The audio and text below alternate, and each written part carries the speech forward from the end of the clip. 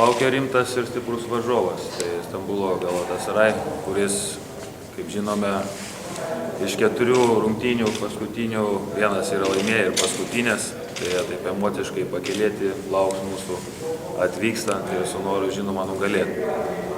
Mes, aišku, žinom tą komandą, pasiruošėm, turėjom laiko tam, žinom jų žaidėjus, nes tai komanda sudaryta iš daug legionierių su ambicijom, kuri tikrai nori parodyti ir daug šį sezoną, bet kol kas irgi 16 nekaip sekasi, tai sakyčiau, čia jie turi irgi motyvuoti ir prieš mus bus labai stipriai nusiteikę kovoti. Šiuo metu pagrindiniai žaidėjai tai yra Ercegas ir Arojo, kurie šiuo metu tikrai geroj formai, pelno ten vidurkį 17 taškų, tai mūsų pagrindinis uždavinys bus skirti jom dėmesio ir neleisti taip jausis, kaip jie mėgsta žaisti. Ir ta komanda mėgstanti greit pult, greit bėgti, tai viena iš priežasčių, kad irgi neleis tokio žaidimo jiem, ką jie mėgsta.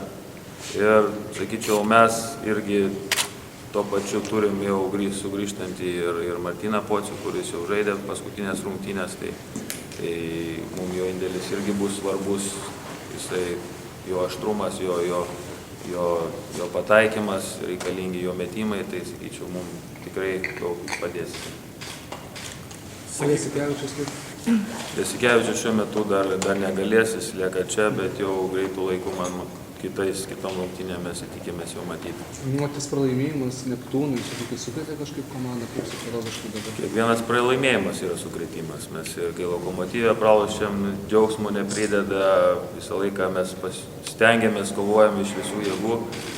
Neptūno čia išskirtinis atvejis, nes ten tikrai buvo ir susirinkimai, buvo kalbėta, nes taip žaisti tikrai negalim.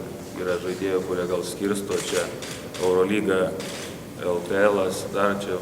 Mes visais frontais turim žaisti pilnai jėgą, pasiaukojimai, tada bus ir pergalės. Ir, sakyt, jeigu išeit pasivaikščioti, tam yra skirti, kaip sako, parkai, ten už rankyčių kabinę gali pasivaikščioti ir ten. Čia reikia dirbti ir pergalių siekti visiems, kovojant pilnu noru, su energija, su ryžtu, kitaip nieko nebus.